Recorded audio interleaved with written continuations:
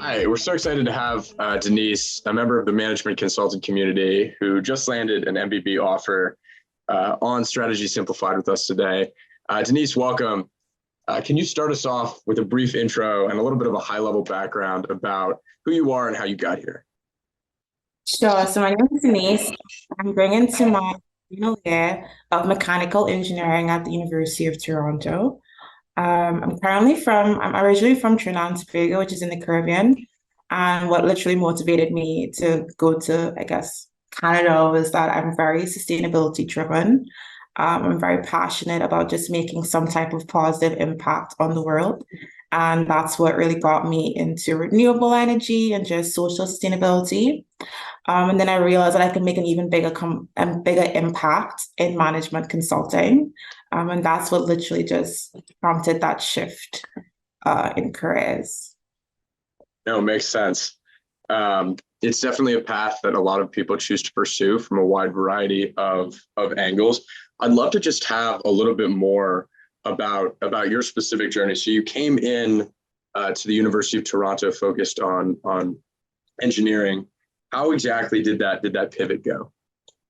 So I'm currently in my, I would guess you would call it your professional internship year, where you Okay. work in industry. So I've been working at a nuclear power plant because I was really passionate about renewable energy and clean energy and just being a driver in that industry. But I didn't really feel as I was making the impact that I wanted. I knew that like on a broad scale that I was having an impact as I was helping the plant run efficiently, but I couldn't exactly see the impact that I was having. And after I started thinking about consulting, and then I had a recruiter reach out to me on LinkedIn and tell me more about different MBB firms. And I started really looking into what they're doing. How are they incorporating sustainability into their problem solving process? And that really got me intrigued because as an engineer, what we love most is problem solving. So I felt as though I kind of landed in an area where it was accomplishing all of the goals that I set out for myself.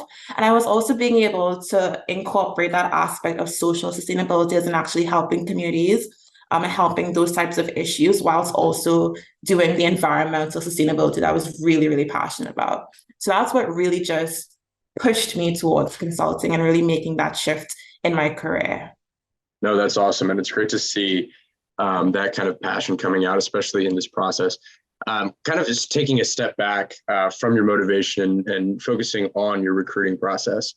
Can you walk us through sort of a high level overview of your networking application interview process at the highest level, and just really tell us a little bit about how that went for you, what that looked like, where you started? Sure. So I guess my greatest tool, I would say, is LinkedIn. I really took advantage of that. So if anyone who attended the University of Toronto went to McKinsey or was an intern at McKinsey, I messaged them. Anyone who went to Bain, anyone who went to BCG, I messaged them. I was just very focused on learning firsthand from people who worked in those companies and trying to get a mentor of some sort. So at my university, there's this connect, I guess, like U of T LinkedIn, where you can only connect with past pupils. So I really utilize that as well, reaching out to different alumni who were in consulting. It didn't necessarily have to be MBB consulting. It could have been Hatch, which is an engineering company in Deloitte, just getting that mentorship and that guidance. And once I had that, then I really started using LinkedIn to target the MBB firms. So connecting with recruiters and then using those connections with the recruiters to see which events were happening in Toronto around the time that I wanted to get involved in the recruitment process. So in doing so, I was able to attend about, I would say, four networking sessions before I actually applied to the MBB firms. And in doing so, I got to learn firsthand what it was like in that particular office, getting an idea of the culture, getting an idea of the people, and really making sure that this is something that I wanted to do and I could see myself doing. And then from there, it was sending out my resume. I kind of just passed my resume to different people, my friends, my family, then also sending it to my different mentors, getting critiques from them, and really just making sure that it was hitting every single goal for each firm. And then from then it was just getting the invitation to interview and then trying to crush the case studies to the best of my abilities. But I would say do not sleep on the behaviorals because that was equally as important.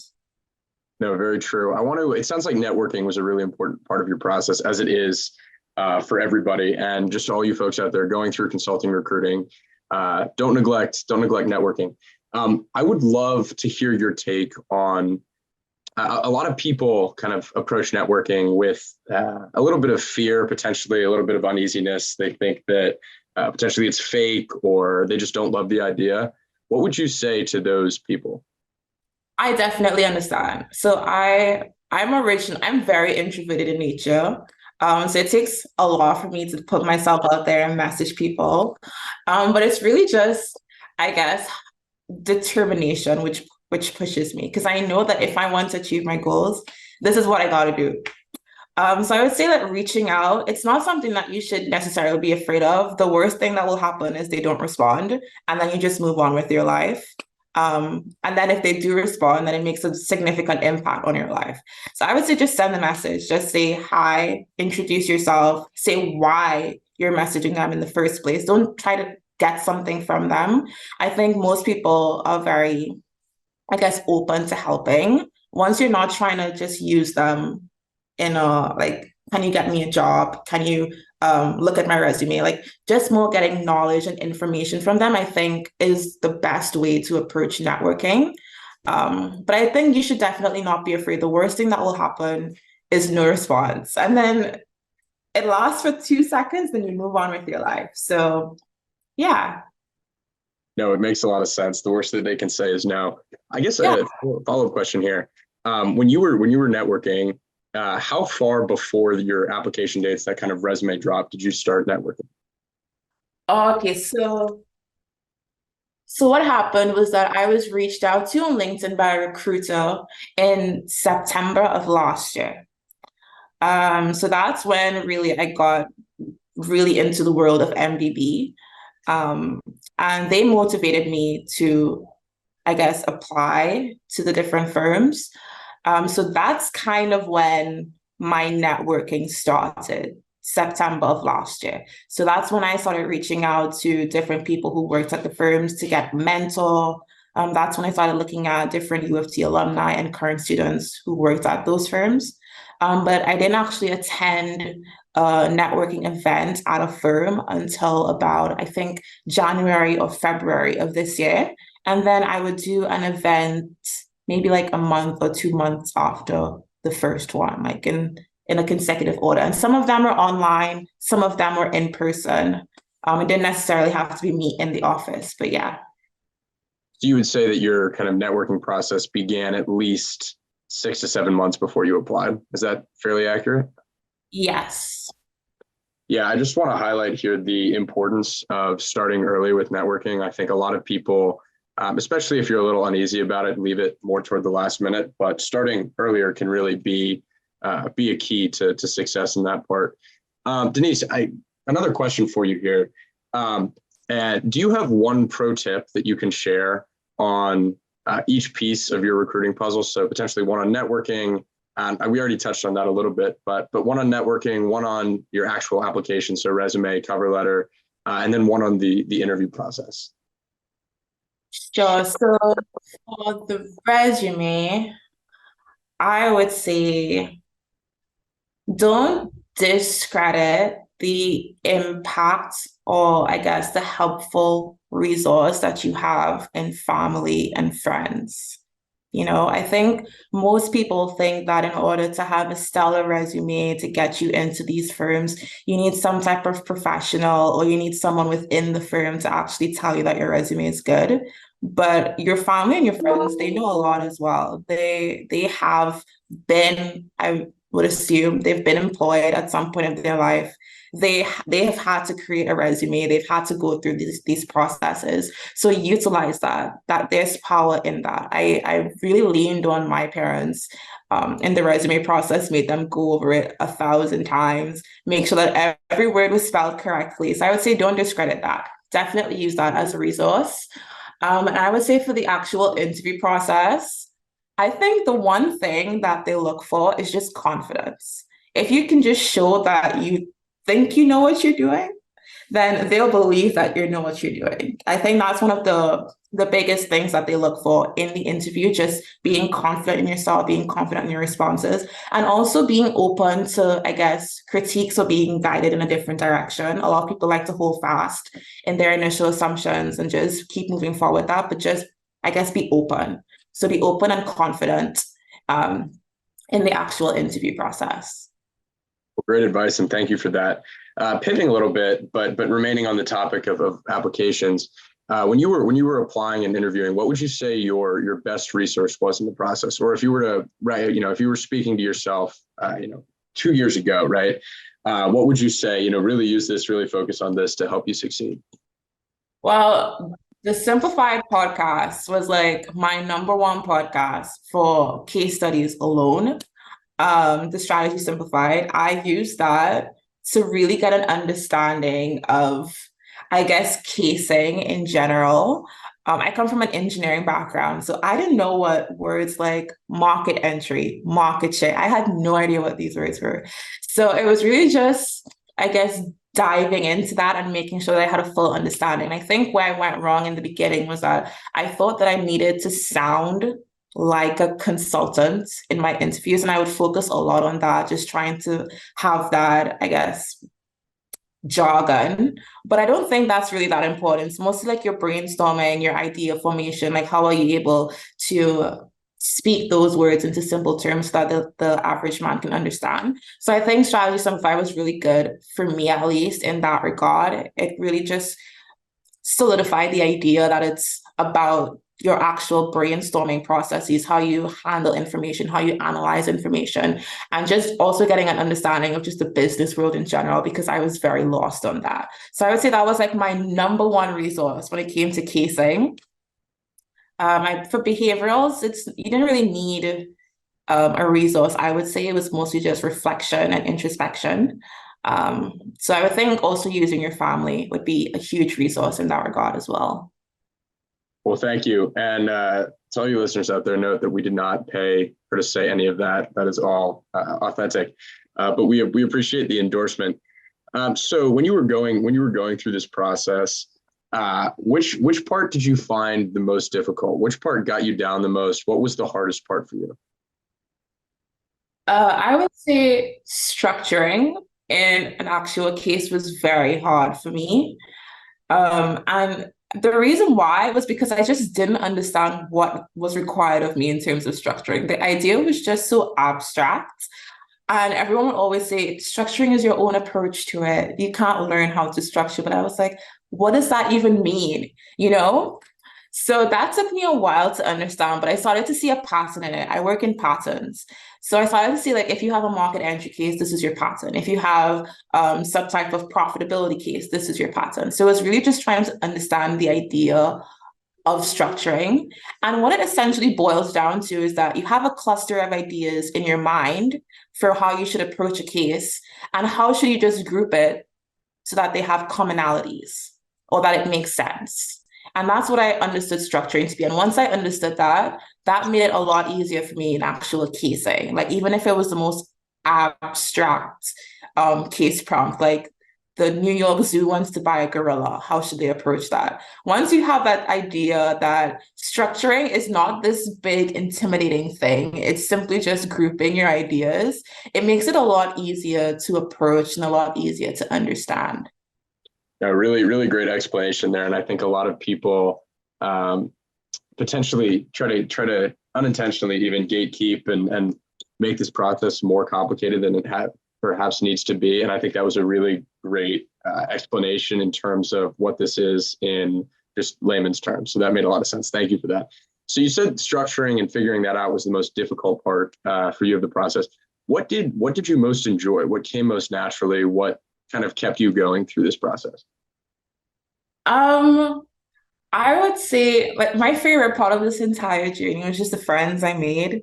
at my networking events. And they were a huge support for me because at one point in time, I wasn't even going to apply, if I'm being honest. The deadline was coming up and I still hadn't sent my application. And I was like, I don't think it makes sense anymore. I don't feel ready. I haven't done that many cases. But they really pushed me. They're like, no, you've attended so many networking events, you've gotten to know the firms, you have to apply. And they essentially bullied me into it. Then they were there for me the entire journey. We would stay up until like 11 p.m., 12 midnight, just casing and supporting each other, helping each other with their behaviorals. So I would think that the friendships that I formed just in this application process was the best part, hands down. It really is a very communal process. When you were prepping for cases, did you do live cases with case partners, or how did you approach that part?